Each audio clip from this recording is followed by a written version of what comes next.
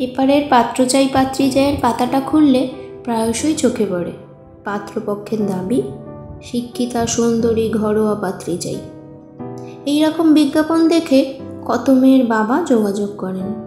তাদের মেয়েরা কেউ কেউ বেশ উচ্চশিক্ষিতা, কেউ কেউ ভালো রকমের সুন্দরী, কারো কারো এইসব গুণ ছাড়াও নাচ গান আবৃত্তি আঁকা অনেক কিছুতেই বেশ পারদর্শিতা আছে।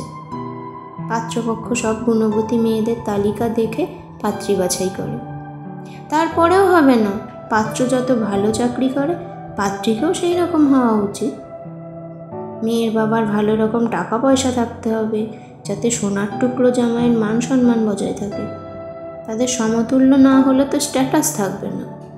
বিয়ের পরেও সোনার টুকরো জামাই শ্বশুরবাড়িতে খাতির যত্ন কেমন পাবে, তার কোনো রকম কষ্ট হবে কি না, বা শ্বশুরমশাইয়ের সম্পত্তির অংশীদার কতজন, অনেক কিছুই তো দেখার থাকে।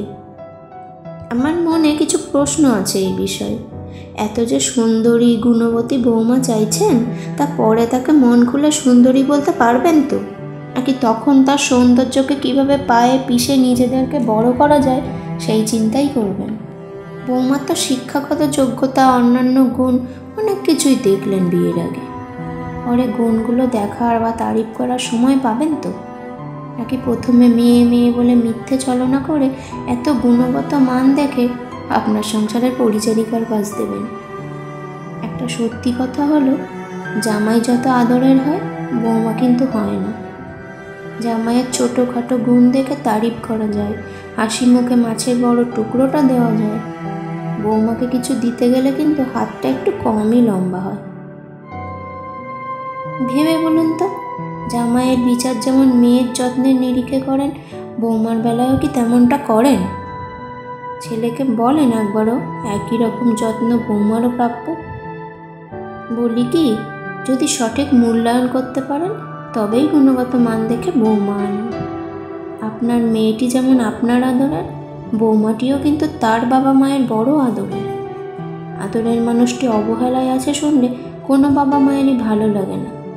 যত্ন করতে না পারলে ঘটা করে আনারই দরকার নেই। যারা সঠিক মূল্য দিতে জানবেন তাদের সুযোগ দিন। সম্মান ভালোবাসা তখনই বৌমার মনে জন্ম নেবে যদি নিজের বিচারের ন্যায়দণ্ড সমান রাখেন।